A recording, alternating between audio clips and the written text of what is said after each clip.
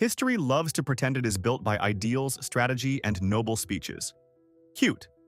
A shocking amount of it was actually shaped by jealousy, bruised egos, revenge, betrayal, and grown adults behaving like furious children with armies, crowns, newspapers, swords, and occasionally nuclear weapons.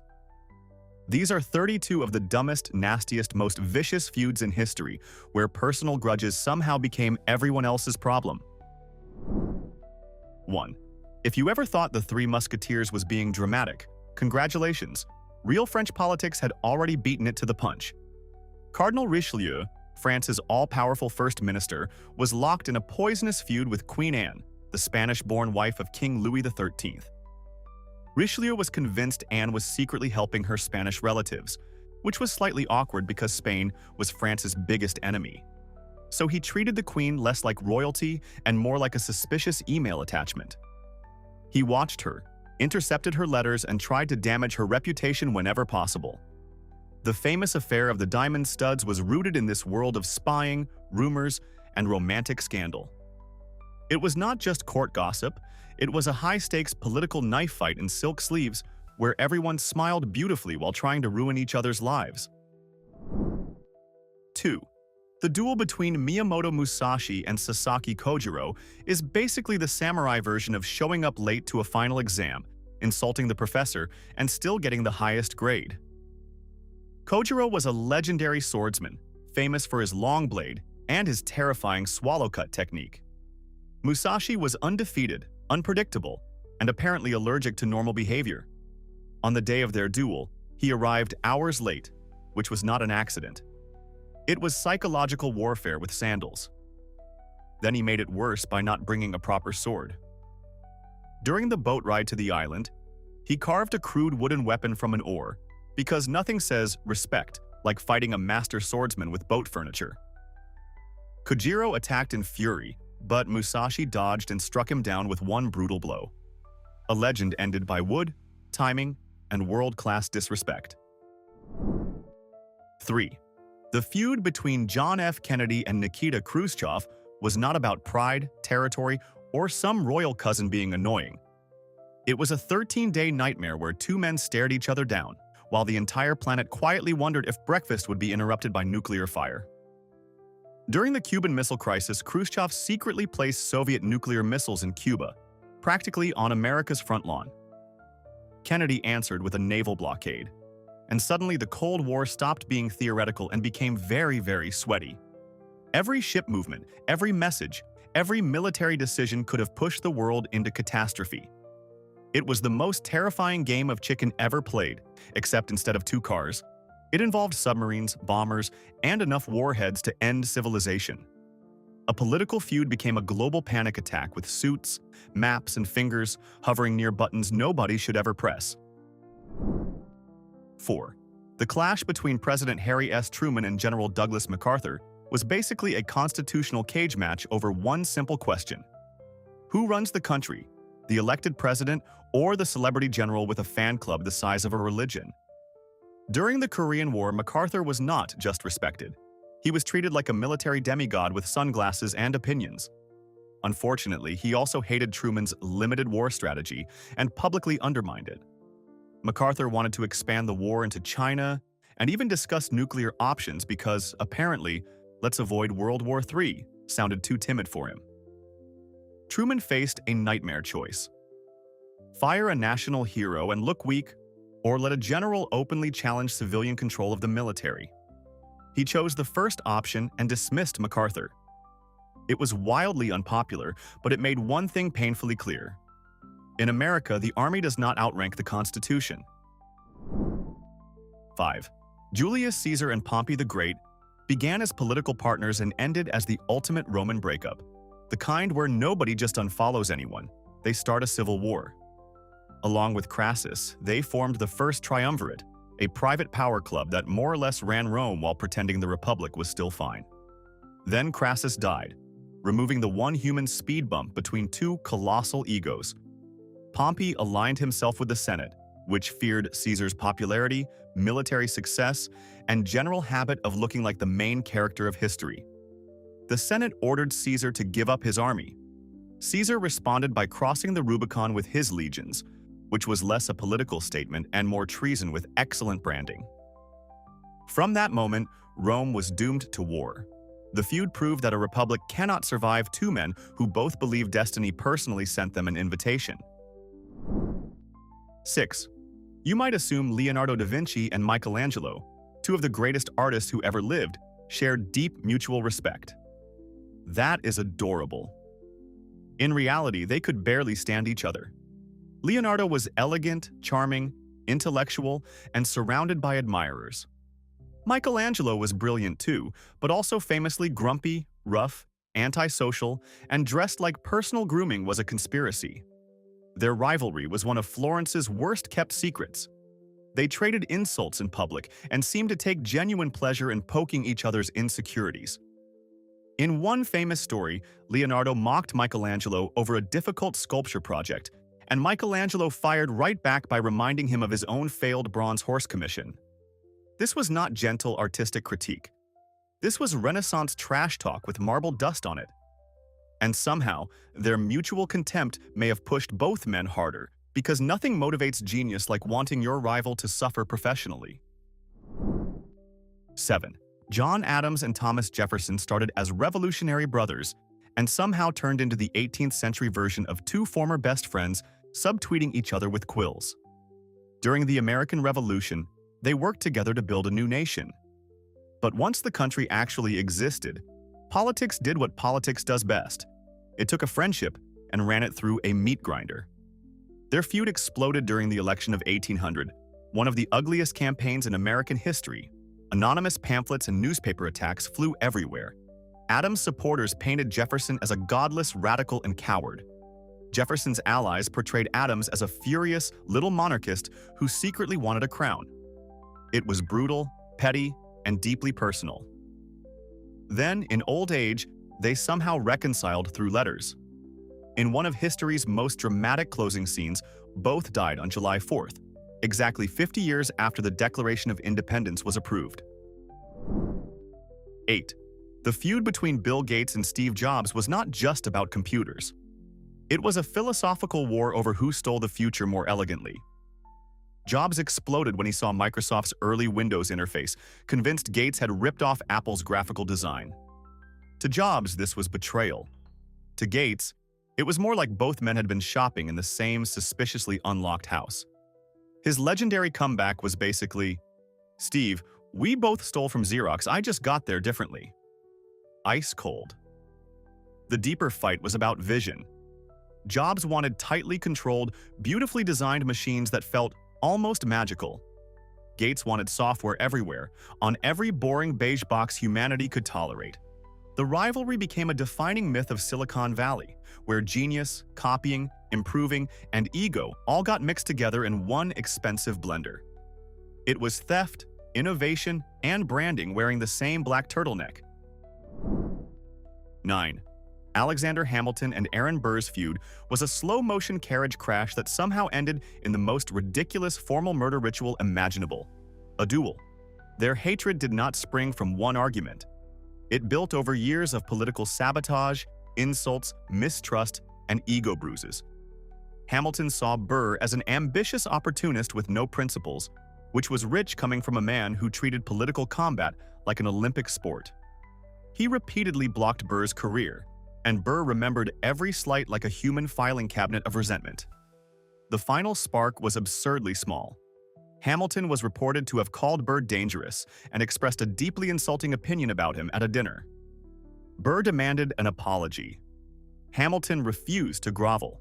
So the sitting vice president and a former Treasury secretary crossed the river to New Jersey and shot at each other, proving that even founding fathers could act like furious teenagers with pistols. 10. When the Beatles broke up, the polite version sounded tragic and mature. The real version came out through solo records, where John Lennon and Paul McCartney turned songwriting into emotional artillery. After the split, McCartney released Ram, and Lennon heard several lyrics as personal jabs. John, who was not exactly famous for gently processing feelings, answered with How Do You Sleep, a track so venomous it practically arrived wearing brass knuckles. He mocked Paul's music, his image, and his legacy inside the band, turning private resentment into public entertainment. This was not just two artists disagreeing over creative direction. This was the most beloved songwriting partnership in the world, turning into a lyrical fistfight, with fans forced to listen like children during a celebrity divorce. The magic was gone, the knives were out, and somehow the insults still had better melodies than most people's greatest hits. 11. When Pope Clement VII refused Henry VIII's request to annul his marriage, Henry did not accept disappointment like a normal adult. He performed a full national rage quit from the Catholic Church. Henry wanted out of his marriage to Catherine of Aragon because she had not produced a surviving male heir. And in Tudor politics, that was treated like a dynastic emergency with candles. The Pope would not give him the annulment, partly because European politics made the whole situation extremely awkward. So Henry solved the problem by making himself supreme head of the Church of England. Convenient, right? He got his marriage annulled, married Anne Boleyn, and then seized the wealth of monasteries across the country. What began as one king's obsession with succession became a massive religious rupture. It was theology, politics, and ego smashed together by a man who refused to hear the word no. 12. The scandal involving Elizabeth Taylor, Debbie Reynolds, and Eddie Fisher was the kind of Hollywood betrayal that made 1950s America clutch its pearls so hard the pearls probably filed a complaint. Taylor and Reynolds were not random acquaintances. They were close friends, and two of the most beloved women in entertainment. Then Taylor's husband, producer Mike Todd, died in a plane crash, leaving her devastated. Reynolds' husband, singer Eddie Fisher, stepped in to comfort the grieving widow. And by comfort, history means he began an affair with her, because apparently emotional support came with terrible decision-making. When the story broke, it exploded. Fisher left Reynolds to marry Taylor, and the public instantly recast Taylor from tragic widow into glamorous villain, while Reynolds became the betrayed sweetheart. It was grief, fame, desire, and bad husband behavior colliding under the brightest possible spotlight. 13. The Mozart and Salieri feud is famous mostly because people love the idea of one composer being so jealous he turns into a powdered wig supervillain. The real story was probably far less murderous, but still deliciously awkward. Antonio Salieri was a successful, respected court composer in Vienna, skilled, connected, and hardworking. Then Mozart arrived, a vulgar, giggling genius who seemed able to sneeze out masterpieces while everyone else needed discipline, patronage, and emotional damage. They were professional rivals, and there was competition, but there is no solid evidence that Salieri poisoned Mozart or plotted his destruction. The myth survives because it hits a nerve. Salieri represents every talented person who works hard, follows the rules, and then watches some impossible genius wander in and make greatness look casual. He became the patron saint of people who are excellent, but cursed to stand near someone historic. 14.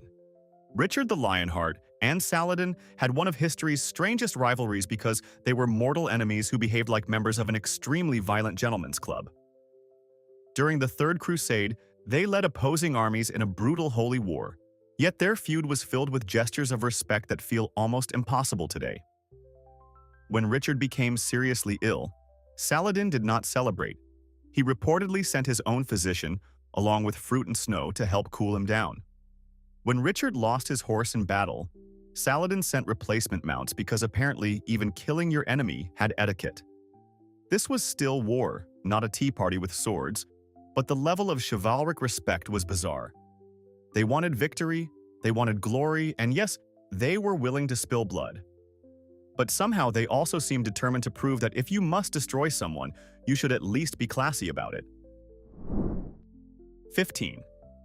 J. Robert Oppenheimer helped create the atomic bomb, but one of the most damaging battles of his life came from a bureaucrat with power, patience, and a memory for insults.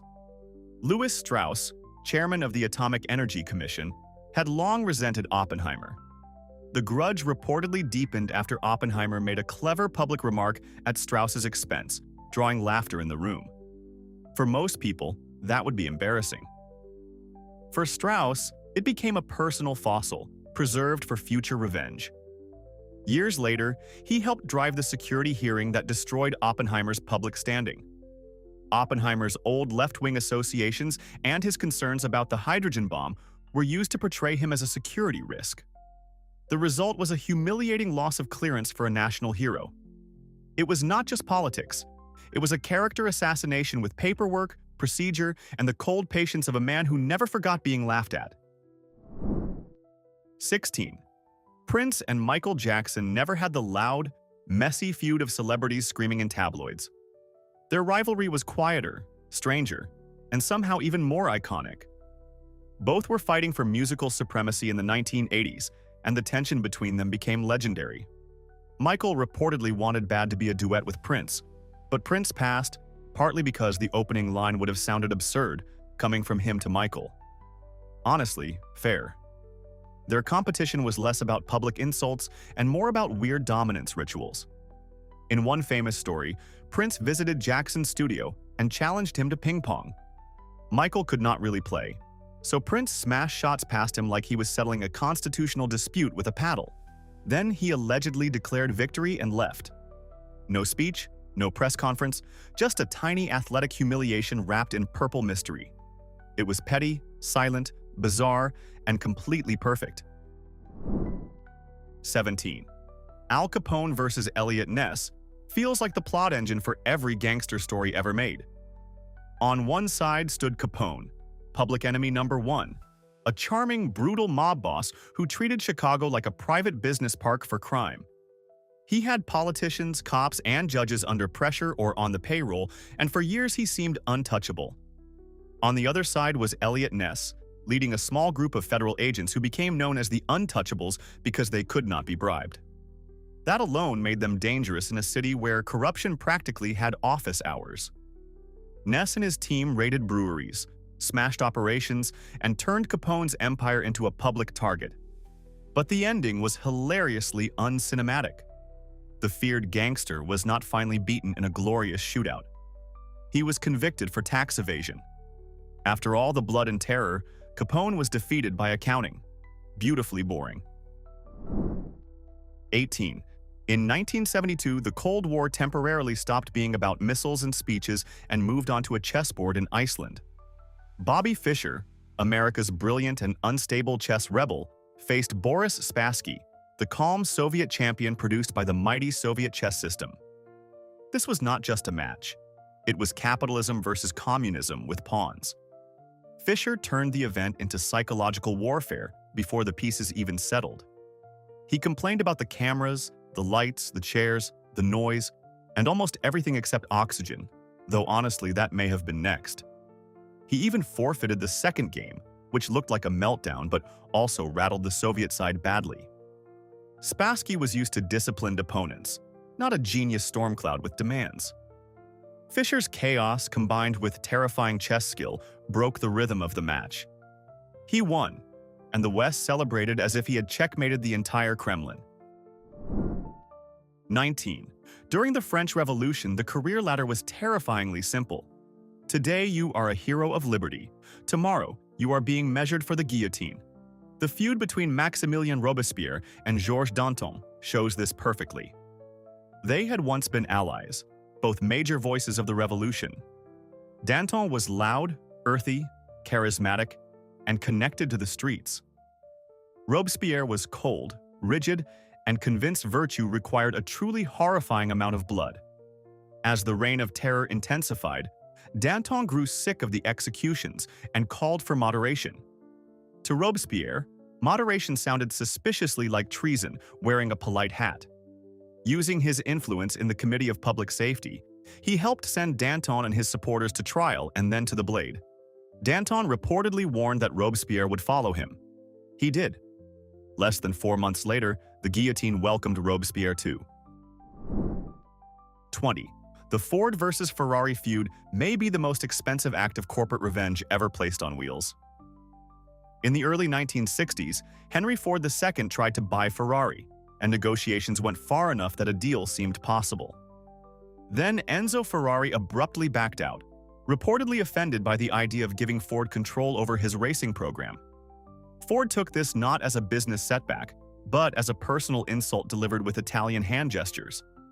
Furious, he gave his engineers an enormous budget and a brutally clear mission: build a car that could humiliate Ferrari at the 24 Hours of Le Mans. The result was the Ford GT40, a machine born not from peaceful innovation, but from executive rage with a steering wheel. After painful failures, Ford finally crushed Ferrari at Le Mans and kept winning. Never underestimate what rich men can achieve when properly insulted. 21. Pablo Picasso and Henri Matisse had one of the most productive rivalries in art history, which is a polite way of saying they spent decades trying to outshine each other into immortality. They were friends, sort of, but the kind of friends who study your work closely so they can defeat you later with better colors. Each new painting from one artist became a challenge to the other. A canvas was not just a canvas. It was a rebuttal, a provocation, a stylish slap across the face. They visited each other's studios, exchanged compliments that probably came with hidden blades, and constantly watched what the other was doing. Their rivalry pushed both men to experiment, change, and reinvent themselves. Modern art benefited enormously from their mutual obsession. They did not simply want greatness, they wanted the other man to see it and be deeply annoyed. 22. Adidas and Puma were not born from some clean corporate strategy, meeting with bottled water and brand consultants. They came from a family feud so bitter, it split an entire German town. Brothers Adolf and Rudolf Dassler began by making athletic shoes together in their mother's laundry room. Then, arguments, resentments, and the pressures of World War II wrecked the relationship completely. The brothers divided the company, the workers, and even local loyalties. Adolf created Adidas. Rudolf created Puma. Their hometown, Herzogenaurach, became known as the town of bent necks because people would look down at your shoes before deciding whether you were socially acceptable. Imagine choosing friendships based on footwear. That is not branding, that is a medieval clan system with sneakers. The brothers never reconciled, and even in the cemetery, they were buried as far apart as possible. Petty? Yes. Effective? Also yes. 23. The calculus feud between Isaac Newton and Gottfried Leibniz was one of the nerdiest wars ever fought with maximum emotional damage. Both men developed powerful versions of calculus around the same era, and instead of everyone celebrating human genius, Europe chose violence and powdered wigs. Newton's supporters insisted he had discovered it first. Leibniz's defenders argued that his work was independent and, frankly, easier to use. Soon, accusations of plagiarism were flying across the English Channel like mathematical cannonballs. The absurd peak came when the Royal Society formed a committee to investigate the dispute. Very official, very respectable. Just one tiny problem. Isaac Newton was president of the Royal Society, selected the committee, and secretly influenced the final report. Shocking twist, the report favored Newton. It was basically letting a man judge his own custody battle over derivatives. Genius does not always come with humility, apparently. 24. The bone wars between Edward Drinker Cope and Othniel Charles Marsh were what happens when science meets ego, and both bring dynamite. These two late 19th century paleontologists were brilliant, ambitious, and emotionally equipped like angry schoolboys guarding a sandbox. Their rivalry began in academia, but quickly turned into fossil warfare. They bribed workers, stole leads, used spies, rushed publications, and reportedly destroyed fossils to keep the other man from studying them. Let that sink in. They damaged priceless scientific evidence because winning mattered more than knowledge. The most famous embarrassment came when Cope reconstructed Elasmosaurus with its skull on the wrong end, placing the head near the tail. Marsh publicly exposed the mistake, and Cope never really recovered from the humiliation. Their feud produced discoveries, yes, but also chaos, fraud, and a reminder that even dinosaur experts can behave like dinosaurs with grant money. 25. For Benjamin Franklin, the American Revolution helped create a nation, but it also wrecked his family. His feud with his son William was not just political disagreement over dinner. It was father and son landing on opposite sides of history. Benjamin became one of the great voices for independence. William Franklin, royal governor of New Jersey, remained loyal to the British crown. That made him not merely disappointing in his father's eyes, but practically an enemy. During the war, William was arrested by the Patriots and imprisoned. Benjamin, who could charm diplomats across the Atlantic, did nothing to save his own son. After the war, William tried to repair the relationship, but Benjamin was cold and unforgiving.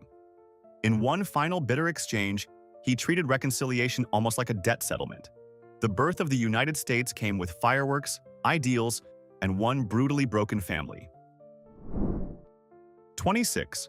Mary, Queen of Scots, and Elizabeth I turned cousin rivalry into a full geopolitical disaster. This was not a family argument over who got grandma's jewelry. The prize was the English throne. Mary was Catholic and had a powerful claim to Elizabeth's crown, which made her a living nightmare for Protestant England. After Mary's rule in Scotland collapsed, she fled to England expecting some kind of royal shelter. Terrible choice. Elizabeth saw her cousin not as a guest, but as a walking invitation to rebellion.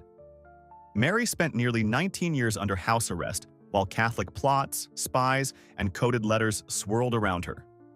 Elizabeth hesitated for years, terrified of executing an anointed queen and family member. But when Mary was finally linked to a conspiracy against her, Elizabeth signed the death warrant. It was cousin drama with prison guards, spies, and an executioner. 27. Most miserable marriages end with a lawyer, tears, and someone losing the good furniture. Catherine the Great's marriage ended with a coup. Her husband, Peter III of Russia, was not merely unpopular. He seemed almost engineered to annoy an entire empire. He adored Prussia, Russia's enemy, and quickly returned territory Russia had fought hard to win. That alone made people furious. Then there were the stories of his childish obsessions, including toy soldiers and the bizarre tale of him punishing a rat for damaging one of his miniature military figures. Whether every detail was exaggerated or not, the image stuck. Russia had a man-child on the throne. Catherine, smarter, colder, and far better connected, moved fast. Backed by powerful military and church figures, she overthrew him after only months of rule. Some spouses argue. Catherine upgraded herself into an autocrat. 28. Ernest Hemingway and F. Scott Fitzgerald had the kind of friendship that begins with admiration and ends with one man turning the other's insecurities into published material. At first, they were close, two major writers of the lost generation, drinking, talking, and circling the same literary world. But as Fitzgerald's life unraveled through alcoholism, money problems, and his wife Zelda's illness, Hemingway's sympathy hardened into cruelty.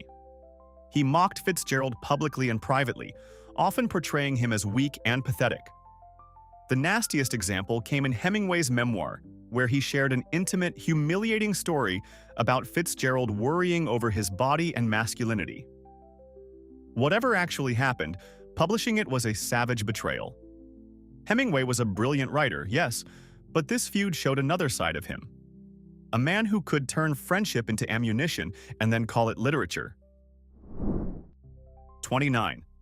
Henry II and Thomas Becket began as close friends, which in medieval politics was often just the opening act before someone got murdered in a cathedral. Becket had been Henry's trusted chancellor, a clever companion who enjoyed power, luxury, and the king's confidence. So when the Archbishop of Canterbury position opened, Henry thought he had found the perfect solution: put his loyal friend in charge of the English church and watch the obedience roll in. Huge mistake. Once Becket became archbishop, he transformed into a fierce defender of church authority and clashed with Henry over royal power. The feud grew uglier until Henry, in a rage, supposedly cried out in frustration about being rid of this troublesome priest. 4 knights took the hint far too literally. They rode to Canterbury and murdered Becket near the altar, turning Henry's political problem into a martyr and a public relations disaster for the ages. 30. The War of the Currents between Thomas Edison and Nikola Tesla was not a calm scientific disagreement. It was a corporate street fight with wires. Edison backed direct current, while Tesla's alternating current, promoted by George Westinghouse, threatened to outperform Edison's system over long distances. Did Edison respond by politely improving his technology? Absolutely not. He launched a fear campaign to convince the public that alternating current was deadly. Demonstrations included electrocuting animals, including dogs, cats, and eventually the infamous elephant Topsy, although that later event was part of a wider public spectacle rather than Tesla personally being the target. Still, the message was clear. Edison wanted alternating current associated with danger and death. It was ruthless branding by electrocution. One of America's great inventors basically turned into a villain with a laboratory, proving that innovation gets ugly when profits are on the line. 31. Andrew Jackson did not merely dislike the Second Bank of the United States. He hated it with the fiery intensity most people reserve for betrayal, taxes, or stepping barefoot on something wet. Jackson saw the bank as an elitist monster that concentrated power in the hands of wealthy insiders. To him, it was not just bad policy. It was a personal enemy with columns and paperwork. During his presidency, he made destroying it a central mission. When Congress tried to renew the bank's charter, Jackson vetoed it with a message that sounded less like legislation and more like a duel challenge. Then he ordered federal deposits removed, starving the institution of power. He considered killing the bank one of his greatest victories. Critics later argued the destruction helped destabilize the economy and contributed to financial panic. But Jackson got what he wanted. He fought a building and won. 32. Stalin's feud with Leon Trotsky is what happens when political rivalry meets paranoia, dictatorship, and a terrifying inability to let things go. After Lenin's death, Trotsky and Stalin fought for control of the Soviet future. Trotsky was brilliant, charismatic, and central to the revolution. Stalin was quieter, colder, and far better at building power through bureaucracy and alliances. Stalin won, pushed Trotsky out, and eventually forced him into exile. A normal ruler might have stopped there. Stalin was not normal. The idea of Trotsky alive, writing, criticizing, and existing anywhere on Earth enraged him. Trotsky moved from country to country, pursued by Stalin's reach until he ended up in Mexico. In 1940, a Stalinist agent gained access to him and murdered him with an ice axe. It was not just political elimination. It was long-distance revenge, carried out with patience, obsession, and horrifying precision. So now be honest. Which feud on this list was the most pathetic, the most dangerous, or the most "how did actual adults allow this?" And more importantly, who did we leave out that absolutely deserves to be dragged into part 2? Drop the feud in the comments, but bring evidence, because weak answers will be judged. Like the video if you enjoy history at its pettiest, and subscribe before another dead king starts a family argument from beyond the grave.